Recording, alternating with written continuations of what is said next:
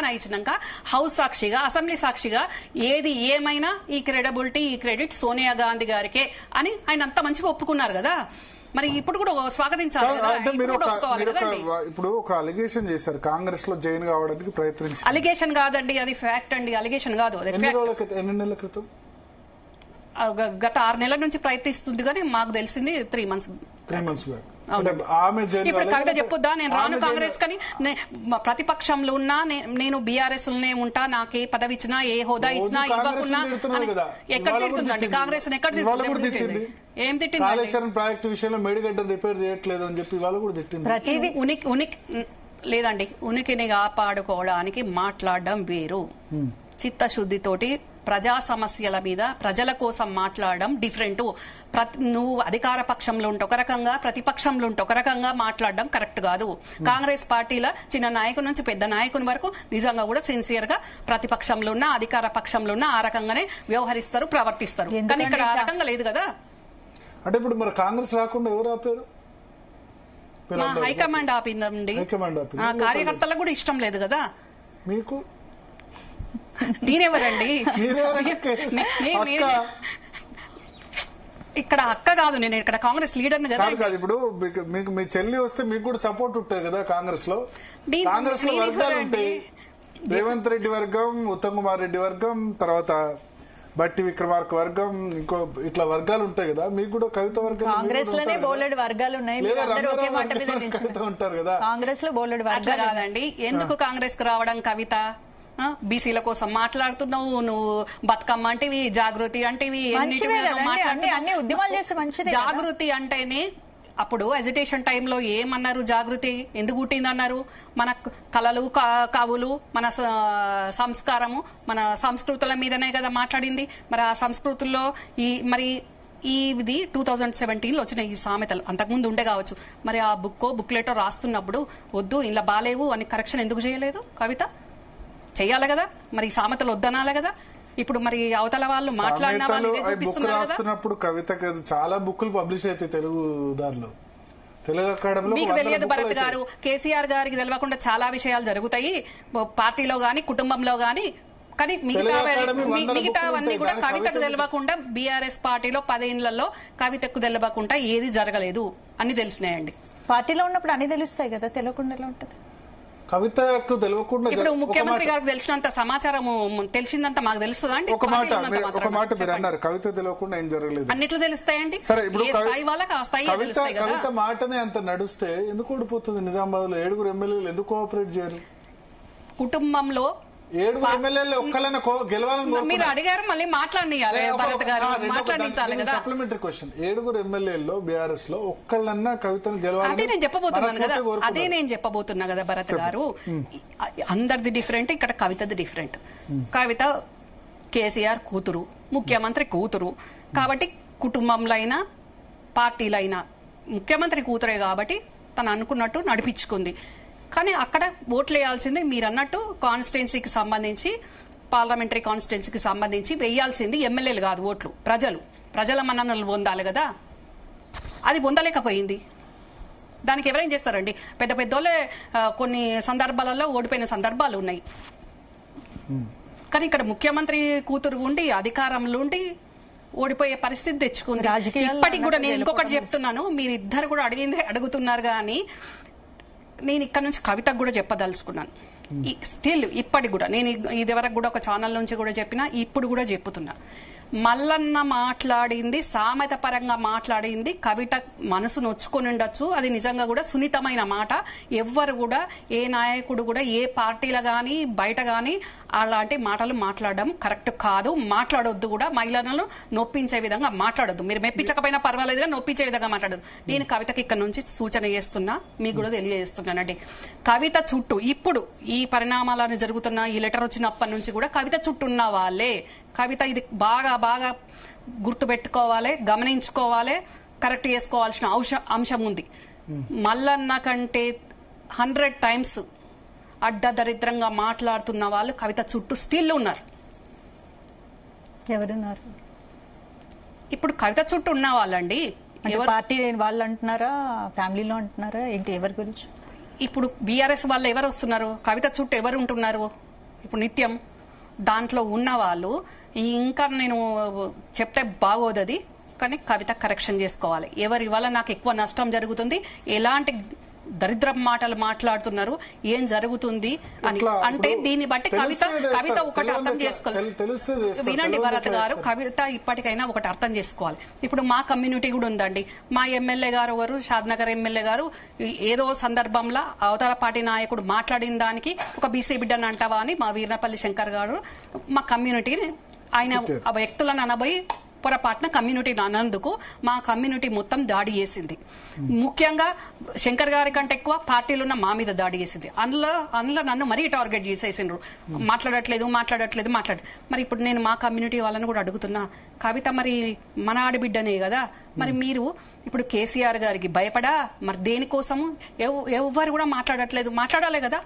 ఈ రోజు నేనన్నా మాట్లాడుతున్నా స్టూడియోకి వచ్చి, కవిత తప్పంటున్నా మళ్ళీ తప్పంటున్నా, మరి ఎందుకు మాట్లాడట్లేదు? ఈ రోజు మాట్లాడాలి కదండి. ఇప్పుడు మీరు అడిగారు కదా, లేకుంటే మీరు మాట్లాడారా ఇట్లా అని నేను మాట్లాడుతున్నా. నేను కవిత తప్పు అంటున్నా, ఒప్పు అంటున్నా, మళ్ళీ నదుకు తప్పు అంటున్నా. ఇద్దరి వల్ల తప్పు జరిగింది. ఈ రోజు నిజంగా సంతోషంగా ఉండి సంబరాలు చేసుకున్న టైంలో వీళ్ళిద్దరి వల్ల మొత్తం డైవర్ట్ అయిపోయింది ఇష్యూ అంతా. మరి ఇప్పుడు మా కులం వాళ్ళు కూడా నన్ను టార్గెట్ చేస్తున్నారు ప్రతిసారి కూడా. మరి ఇప్పుడు కవిత దగ్గరికి వచ్చి ఎవరెందుకు మాట్లాడతలేరు, మరి ఎవరెందుకు అనట్లేదు? అంతకుముందు మల్లన్న మా కులాన్ని విమర్శించినప్పుడు చాలా మంది మాట్లాడారు. మరి సొంత తండ్రి మాట్లాడట్లేదు అని మీరు అంటున్నారు కదా, మరి కులం వాళ్ళకి ఏమొచ్చింది? ఎవరెందుకు మాట్లాడట్లేదు? మా కుటుంబంలో 1,00,000 ఉంటాయండి. మాకు తెలుసు ఇంటర్నల్ గా ఏంది అని. మరి కులానికి ఏం తెలుసు అండి? కులం వచ్చి చూస్తున్నదా? చూడనప్పుడు మరి ఎందుకు మాట్లాడాలి? ఎందుకు టార్గెట్ చేయాలి మమ్మల్ని? ఇప్పుడు కూడా మాట్లాడాలి కదా, మరి కులం బిడ్డనే కదా. కేసీఆర్ ను నాకు తెలిసి మొట్టమొదట కులం ఓన్ చేసుకోలేదని నేను అనుకుంటాను. పార్టీ పెట్టినప్పుడు ఓన్ చేసుకోలేదు, తర్వాత గెలిచిన తర్వాత కొన్ని రోజుల తర్వాత ఓన్ చేసుకుంది. అవునండి, విద్యాసాగర్ రావును ఓన్ చేసుకున్నారు.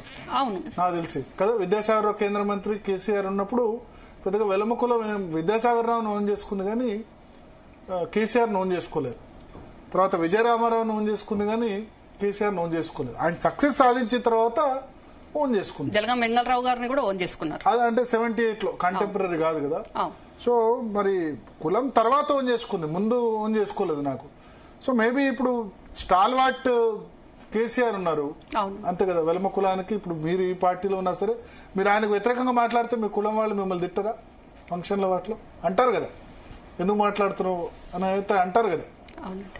సో ఆయనే మాట్లాడినప్పుడు కులం వాళ్ళు ఎట్లా మాట్లాడతారు? ఇంట్లో ఆయనే మాట్లాడినప్పుడు మళ్ళీ మీరు అదే అంటారు ఏంది భరత్ గారు, స్ట్రాంగ్ రీజన్ ఉంది అక్కడ అని నేను చెప్తుంటే ఆ రీజన్ ఏందో తెలియకుండా ఎవరికి వాళ్ళు ఇష్టం ఉన్నట్టు ఇమాజిన్ చేసుకుంటే దానికి మనమేం చేయలేదు.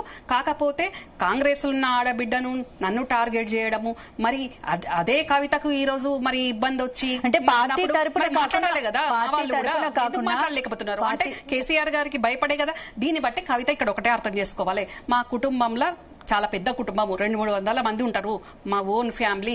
మరి ఈ రోజు నేనన్నా ఇక్కడ నుంచి మాట్లాడుతున్నా కానీ ఏ ఒక్కరు వచ్చి కూడా మళ్ళా నువ్వు తప్పు చేసినావు అని ఏ ఒక్కరు వచ్చి కూడా కవిత ఇంటికి వచ్చిన వాళ్ళు లేరు. మాట్లాడలేదు. కవిత కాదండి, ఇక్కడ ఏ మహిళకైనా నేను సపోర్ట్ చేస్తా. ఎందుకంటే సామెతలున్నా అది సెన్సిటివ్ అంశము, సందర్భంగా మాట్లాడిన సామెతను కొంచెం అక్కడ చూసుకొని మాట్లాడాల్సిన అవసరం ఉంది. ఆయన మాట్లాడిందే బాలేదు అని అంటే కవిత చేసింది అంతకంటే బాగలేదు. నేను ఇద్దరిది తప్పేనంటున్నా. ఏం చేయాల్సి ఉండే కవిత? డెఫినెట్ గా ప్రొటెస్ట్ చేయాలండి. ఏం చేయాల్సి ఉందంటే ప్రొటెస్ట్ చేయాలా? ఇప్పుడు కేసీఆర్ ప్రొటెస్ట్ చేసేందుకు అక్కడ పోయినాము.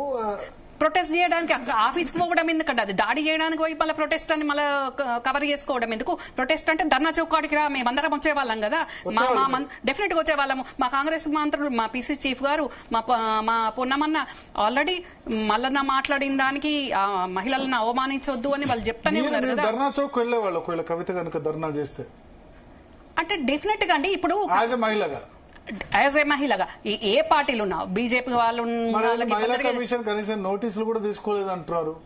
మహిళా కమిషన్ రిప్రజెంటేషన్ ఇస్తే కూడా తీసుకోలేదంటారు. జాగృతి మహిళలు ఎందుకు అందరూ తీసుకోలేదు? అలా చేయలేదన్నారు. అక్కడ చైర్పర్సన్ ఉందో లేదో ఎవరికి తెలుసు అండి? లేదా అది ధర్నా అక్కడ వెళ్ళి ధర్నా చేశారు కదా, కమిషన్ అవైలబుల్ లేదని. జాగృతి మహిళలు అందరూ వెళ్ళారు. విచిత్రమైందండి, చైర్పర్సన్ అక్కడ అవైలబుల్ లేకుండా అక్కడ ధర్నా చేయడం అయితే నాకు అర్థం కాదు. కానీ చైర్పర్సన్ మరి వీళ్ళు టైం అడిగినరో లేదో, ఆమె అందుబాటులో ఉందో లేదో, ఆమె ఉన్న టైంలో వెళ్ళాలి. అంటే ఆ నిమిషంలో అక్కడ ఎవరికి సొంత పనులు ఉండవు, వీళ్ళు వస్తున్నారని ఇమీడియట్ గా పనులన్నీ మానుకొని అక్కడ ఉంటారా అండి? ఈ రోజు కాకుండా రేపు ఇవ్వండి, మునిగిపోయేది ఏముంది? అక్కడ ధర్నా చేయడం ఏంది? చైర్పర్సన్ దగ్గరికి వెళ్ళి ధర్నా చౌకాడ చేయండి, మళ్ళా ఇంటి ముందు చేయండి. సో ఇప్పుడు ఫైనల్ గా ఏం జరుగుతుంది? ప్యాచప్ అవుతుందా కుటుంబంలో? సరిగా పెద్ద బిడ్డ కాంగ్రెస్ పార్టీలో ఉంది, చూడాలండి. ఇప్పుడు కవిత కాంగ్రెస్ కి రావాలన్న ఇన్ఫర్మేషన్ నాకే ఉన్నప్పుడు కేసీఆర్ గారికి ఎంత ఇన్ఫర్మేషన్ ఉంటది? వెళ్ళాలని సీరియస్ గా ట్రై చేశారు. కాదండి, ఇప్పుడు కష్టమైనా నష్టమైనా ఎవరైనా అది పార్టీలనే ఉండాలనుకుంటారు, తండ్రితోటే ఉండాలని అనుకుంటారు. కానీ ఇక్కడ 10 సంవత్సరాలు తండ్రి ముఖ్యమంత్రి ఉన్నంతసేపు, గవర్నమెంట్ ఉన్నంతసేపు తండ్రితోటి ఉండి, అదే ఈరోజు మా కాంగ్రెస్ పార్టీ గవర్నమెంట్ ఫామ్ చేయక మళ్ళీ బీఆర్ఎస్ చేస్తే అప్పుడు కవిత కాంగ్రెస్ లోకి వచ్చి నాలాగా పనిచేసేదండి? వచ్చేదండి బీఆర్ఎస్ వదిలిపెట్టి? అప్పుడు బీసీల గురించి మాట్లాడేదండి? ఓకే, అంటే ఇప్పుడు సరే ఎవరికైనా ఆపోజిషన్ లో ఉన్నప్పుడే కదా. ఇప్పుడు రాహుల్ గాంధీకి మాత్రం ఇప్పుడు క్యాస్ట్ సెన్సస్ అనే ఆపోజిషన్ లో ఉన్నప్పుడే కదా గుర్తొచ్చింది. ఇందిరాగాంధీ చేయలేదు, నెహ్రూ చేయలేదు, రాజీవ్ గాంధీ చేయలేదు. ఆయన 2014 నుంచి 14 ఉన్నప్పుడు క్యాస్ట్ సెన్సస్ చేయలేదు. అప్పుడు చేయలేదనే కదండి ఇప్పుడు చేస్తున్నాం. ఇప్పుడు చెప్పింది మేము రాహుల్ గాంధీ గారే చేస్తున్నాం. మళ్ళీ మీరు రివర్స్ చేసి తప్పుపట్టే ప్రయత్నం చేయకండి. లేదండి కాదు భరత్ గారు, సెంట్రల్ లో మేము అధికారంలో లేము. మరి అదే మా ప్రియాంక గాంధీ గారు కూడా మాకు లీడరే కదా, మరి ఆవిడ ఓట్లేదు కదా వేరే పార్టీ. రాజీవ్ గాంధీ చేయలేదు, కావాలని ఆమె రాహుల్ గాంధీకి 2011లో ఆపర్చునిటీ వచ్చింది. Shadow prime minister Manmohan Singh ఉన్నా సరే ఆర్డినెన్స్ చింపి పారేశాడు. ఆయన చేయకున్నప్పుడే కదా ఇప్పుడు క్యాస్ట్ సెన్సస్ 10 ఏళ్ళు మీరు యూపీఏ 1, 2లో ఉండి కూడా చేయలేదు. మీ చేతిలో జనాభా మేమే కదండి. అంటే రాహుల్ గాంధీ కూడా ఛాన్స్ ఉంది. పోనీ తండ్రి చేయలేదు, నాయనమ్మ చేయలేదు, చేసినాక కూడా మళ్ళీ మమ్మల్ని క్వశ్చన్ చేయడం అది కరెక్ట్ కాదు భరత్ గారు. అన్ని సంవత్సరాలు చేయకుండా ఇప్పుడు చేశారు కదండి. ఆపోజిషన్ లోకి వచ్చిన తర్వాత జ్ఞానోదయం అయింది. ఆపోజిషన్ లోకి వచ్చిన తర్వాత జ్ఞానోదయం అయింది కదా మీకు కూడా. సేమ్ కవిత కూడా అంతే. తండ్రి ముఖ్యమంత్రి ఉన్నప్పుడు ఎందుకు వ్యతిరేకించాలి? ఆపోజిషన్ లో వచ్చినాక జ్ఞానోదయం అయింది. ఇప్పుడు పోనీ గవర్నమెంట్ రాక ముందే చెప్పాము, గవర్నమెంట్ వచ్చినాక ఇంప్లిమెంట్ చేసి చూపిస్తాం. కాంగ్రెస్ లో జాయిన్ అవ్వలేరు. ఇప్పుడు పార్టీ అధికారంలో ఉందని జాయిన్ అయ్యారు. ఎప్పుడు జాయిన్ అయ్యారు మరి కాంగ్రెస్? నేను ఎప్పుడైతే తెలంగాణ స్టేట్ డివైడ్ అయిందో, డివైడ్ అయిన తక్షణమే గవర్నమెంట్ ఫామ్ కాకముందే 2014 బిఫోర్ ఎలక్షన్ నేను కాంగ్రెస్ లో జాయిన్ అయితే నేను ఒక క్వశ్చన్ ఇక్కడ, నేను ఇప్పుడు తండ్రి ముఖ్యమంత్రిగా ఉన్నప్పుడే మాట్లాడితే మరి ఇప్పుడు ఆపోజిషన్ లో ఉన్నప్పుడే మీరు తిరుగుతున్నారు. అట్లా ఆపోజిషన్ లో ఉన్నప్పుడు ఆయన లైన్ కు వ్యతిరేకంగా కవితను అంటారు. ఆపోజిషన్ లో ఉన్నప్పుడు ఆయన లైన్ కు వ్యతిరేకంగా ఎందుకు పోతున్నారని చెప్పి మీరు అంటున్నారు, వేరే వాళ్ళు అంటారు.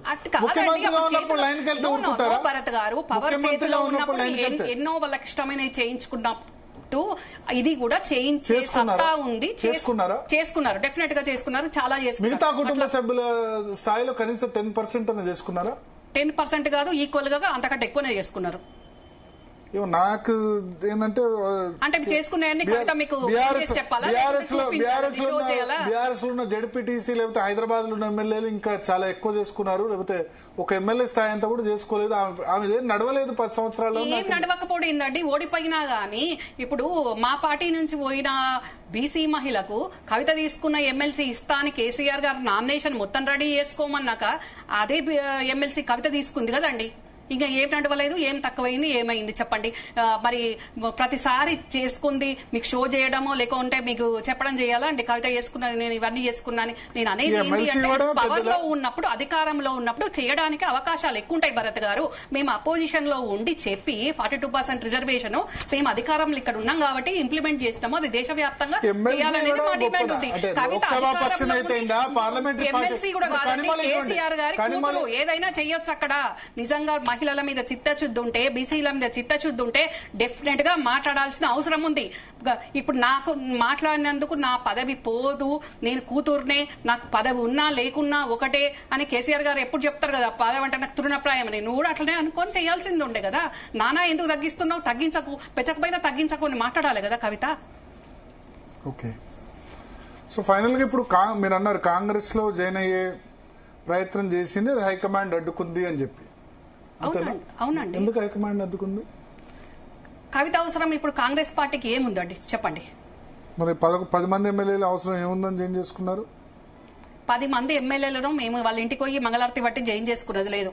వాళ్ళకు వాళ్ళు వాళ్ళ నియోజకవర్గ అభివృద్ధి కోసం వాళ్ళు వస్తాము అని వాళ్ళు అన్నారు.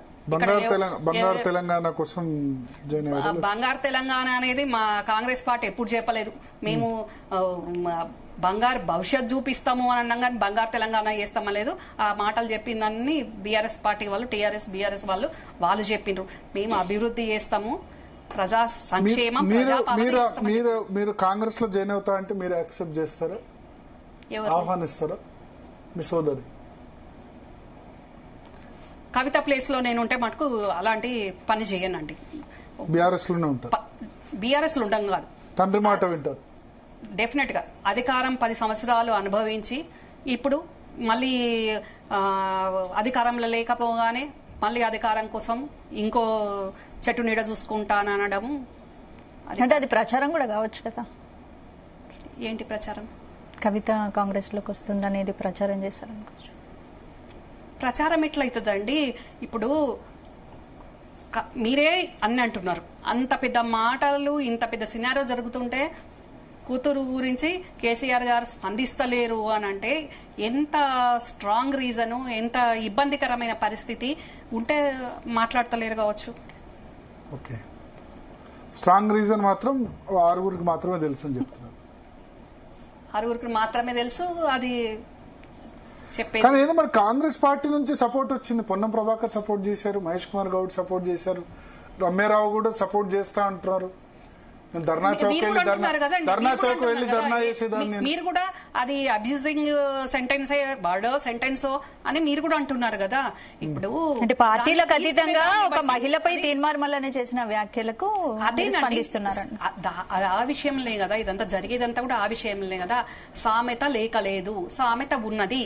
కానీ మల్లన్న మాట్లాడిన సందర్భము ఇష్యూ సెన్సిటివ్ కాబట్టి, ఇక్కడ కవిత మహిళ కాబట్టి ఆ మాట్లాడింది కవితకు నెగిటివ్ అనిపించింది కాబట్టి అది నీట్ గా ప్రొటెస్ట్ చేస్తే ఏ ధర్నా చౌకునో లేకుంటే కవిత ఇంట్లో నిరాహార దీక్ష కూర్చున్నా గానీ అందరం సపోర్ట్ చేసే వాళ్ళం కావచ్చు. అప్పుడు ఏక కంఠంతో, ముక్త కంఠంతో తెలంగాణ ఆడబిడ్డలు అనుకోండి, మీ దాంట్లో అన్నదమ్ములు అందరు కూడా స్పందించే వాళ్ళు.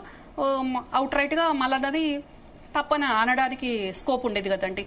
అంటే మాట్లాడితే దాడులు చేస్తాము అని అనడం మాత్రం ఇది కరెక్ట్ కాదు. కానీ ఏంది ఇప్పుడు మల్లన్న ఒక ఆరోపణ చేశారు. విషయం ఏంటంటే ఇచ్చింది మేము అసలు వీళ్ళు ఒకరికొకరు ఎందుకు తిట్టుకుంటున్నారో, ఎందుకు కొట్టుకుంటున్నారో దాడి వెనుక రేవంత్ రెడ్డి ఉన్నారు అని అంటారు మల్లన్న. ఏ రేవంత్ రెడ్డి? మరి ఏ రేవంత్ రెడ్డి చెప్పండి. మరి అట్లా చెప్పండి. ముఖ్యమంత్రి గారికి ఏం అవసరం? మరి రేవంత్ రెడ్డి అంటే ఆ పేరున్న వాళ్ళు చాలా మంది ఉంటారు కదా తెలంగాణలో. మరి మీరు ఆ రకంగా మాట్లాడడం ఏంది? ముఖ్యమంత్రి గారికి ఏం అవసరం? నేను కాదు మల్లన్న అన్నది చెప్తున్నా నేను. మీరు రేవంత్ రెడ్డి అని అంటే అంటున్నారు. ఇది భరత్ ఆరోపణ కాదు, అదే మా బ్రదర్ పేరు కూడా రేవంతే. మరి అందుకే మరి ఆ పేరుతో చాలా మంది ఉంటారు రేవంత్ రెడ్డి కాదు, మా బ్రదర్ రేవంతే, బట్ రేవంత్ రెడ్డి కాదు, పేరు రేవంతే. పేరుతో చాలా మంది ఉంటారు కదండి. మరి మీరు రేవంత్ రెడ్డి అనేసరికి మరి ఎవరు అని నేను అంటున్నా. మీరు ముందు రేవంత్ రెడ్డి అన్నారు కానీ మల్లన్న అన్నారని చెప్పలేదు కదా. మా ముఖ్యమంత్రి గారికి ఏం అవసరం అండి? ఈ దాడులను వెనక ఉండి ప్రేరేపించే అవసరము ఆయనకి ఏం అవసరం ఉంది? ఒక ముఖ్యమంత్రిగా ఆయన మా కాంగ్రెస్ ఐడియాలజీ ప్రకారము, మా అధిష్టానం ఆదేశాలకు అనుగుణంగా తను తీసుకున్న కొన్ని పాలసీస్ ను ఇంప్లిమెంట్ చేసే విధంగా ఆయన పనిచేస్తున్నారు. కానీ దాడులు చేయండి అని మా పార్టీలో లేని ఆమెను ఎందుకు ప్రోత్సహిస్తారండి ముఖ్యమంత్రి గారు? ఒక్కటి చెప్పండి. సరే, మీరు ఇప్పుడు కాంగ్రెస్ పార్టీ నేతగా కాకుండా ఒక అక్కగా చెల్లి పరిస్థితి చూస్తే బాధ అనిపించట్లేదా? ఆమె సరే ఇప్పుడు అధికారం కోల్పోయింది, 5-6 నెలలు జైల్లో ఉంది. జైల్లో ఉండడానికి కారణం కూడా బీఆర్ఎస్ బీజేపీ ఉంటే బాగానే ఉండు, కదా, బీఆర్ఎస్ బీజేపీ కలిసి ఉంటే బాగానే ఉండు. ఎందుకు జైల్లోకి వెళ్లాల్సి వచ్చింది? కేసీఆర్ వాళ్ళకి పడకుండా పోయింది, బిఎల్ సంతోష్ను ఆ కేసులో ఇరికించాలని చూశారు. ఇవన్నీ దానికి ప్రతీకారంగా ఆమె జైలు శిక్ష అనుభవించింది. ఒక విధంగా కేసీఆర్ స్టాండ్ కూడా కారణం లిక్కర్ కేసులో. బీజేపీతో బాగుంటే ఆమె జైలుకు వెళ్లేది కాదు. ఆయన దలుచుకుంటే గనక ఖచ్చితంగా ఆగేదేమో, జైలుకు వెళ్లకుండా కాంప్రమైజ్ అయితే గనక ఆగేదేమో. కాంప్రమైజ్ కాకపోవడమో మరి రాజకీయ కారణాలు. సరే, ఇప్పుడు జైలు నుంచి బయటకు వచ్చారు. వచ్చిన తర్వాత ఆమె తన వేలో తను ఒక పోరాటం, ఎందుకంటే జాగృతి అప్పుడు 2-3 సార్లు రద్దు చేశారు జాగృతి చేస్తే. సో సొంతంగా